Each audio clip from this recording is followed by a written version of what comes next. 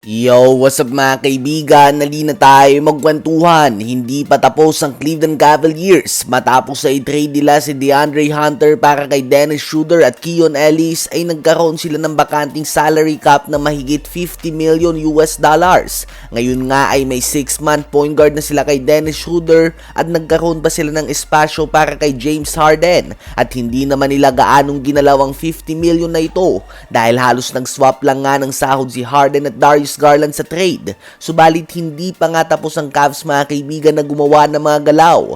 Ayon kay Brian Windhorst ng ESPN ay gumawa na ng tawag ang Cleveland Cavaliers sa Milwaukee Bucks para kay Giannis Antetokounmpo at sa Dallas Mavericks para kay Anthony Davis kung sakaling hindi nila kayanin ang presyo ni Giannis. Kung nais nga ng Cavs na makuha si Giannis ay kailangan nilang magbawas pa ng sahod. Most likely kailangan nilang i-trade si Jarrett Allen kapalit ng isang player na may mas mababang sahod. At kay Evan Mobley naman iikot ang trade package para sa 2-time MVP.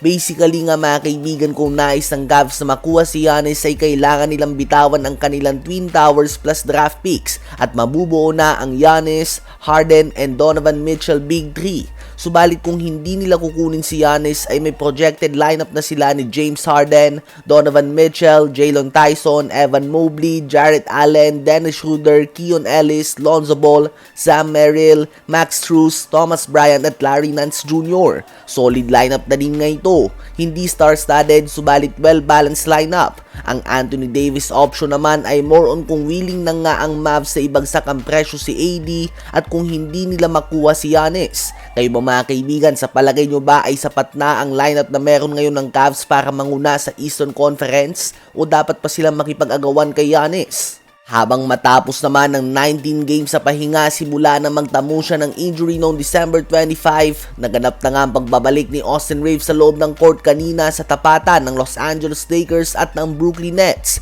Nanggaling nga sa bench si Austin Reaves and to be honest ay hindi na nga siya kailangan sa game na ito. Pinulbos ng husto ng Lakers ang Nets. Umabot nga sa 39 points ang biggest lead ng Lakers. Kaya naman less than 30 minutes lamang nilaro ng kanilang mga key players. Natapos nga ang game sa score na 125-109.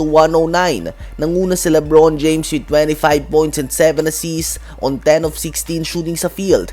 24.6 rebounds and 5 assists din si Luka Doncic. 18 points, 5 rebounds si Jake LaRavia at 15 points in 20 minutes si Austin Reaves. Habang nakuha naman ng New York Knicks ang kanilang ikapitong sunod na panalo matapos sa tambakan ng Washington Wizards sa score na 132-101. 23 points, 5 rebounds si Mikal Bridges, 21 points si Jalen Bronson, 19 points, 15 rebounds si Karl Anthony Towns, 19 points din si OG Anunoby, 14 points si Landry Shamet, 12 points si Jordan Clarkson at 12 points, 9 rebounds din si Okporti.